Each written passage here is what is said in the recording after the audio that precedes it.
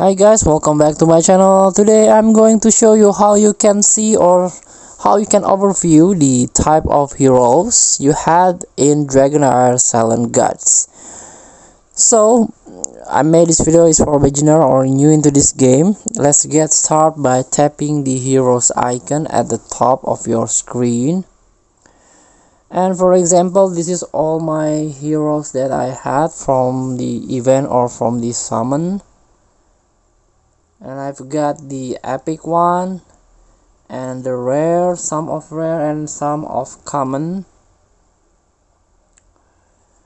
Well, I want to show you the type of the hero. For example, this hero Horus is the defense, so this is the type of hero is good to taking damage and protecting other heroes on the team. And this one is the main NPC or main hero that you can get from this game, Hexandra. He is supporter, like boosting allies power. And this is also the Notera. This is a main NPC or main ally that you can get from the game.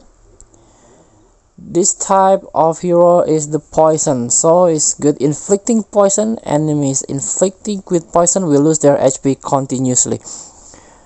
You can also see all the heroes by tapping this icon, and this is the all hero that you had. And you can sort by all elements like of fire, poison, and lightning here.